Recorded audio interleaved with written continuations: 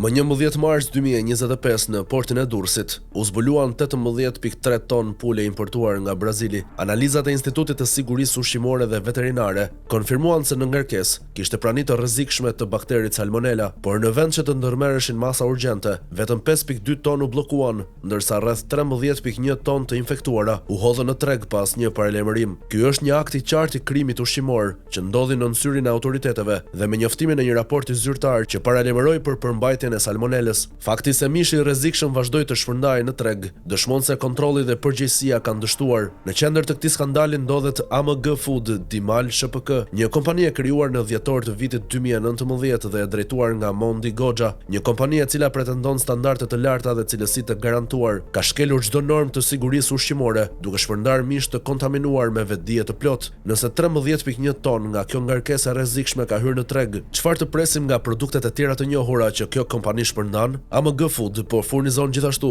mish pule të ngrirë, fileto, kofsha, nuggets, gyros dhe produkte të tjera nga mishi i derrit, peshk dhe fruta detit të ngrira, marka Siblow, akullore të markës Algida, perime të ngrira dhe brumra të mbushur, mark Ioniki.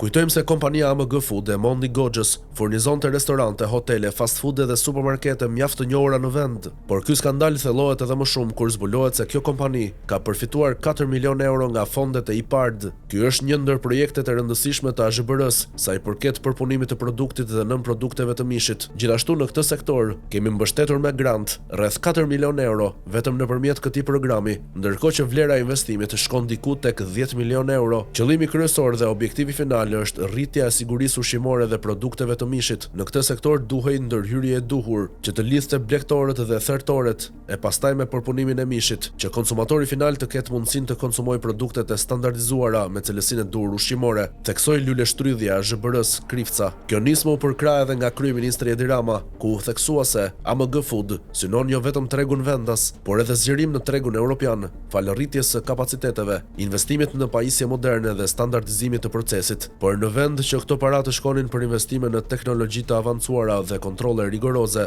ato janë përdorur për të mbështetur një kompani që shpërndan produkte të kontaminuara. SPAK duhet të ndërhyjë menjëherë. Ky krim ushqimor kërkon hetim të plotë dhe ndëshkime të rënda për ata që lejojnë që jetët e shqiptarëve të rrezikohen. Bablok, lëre propagandën e fushatës se Shqipëria do të jetë pjesë e BE-s në 2030 dhe mos e mashtro popullin. Si mund të shkojmë në BE kur në vendin ton futen dhe tregtohen plera, zoti kryeministër?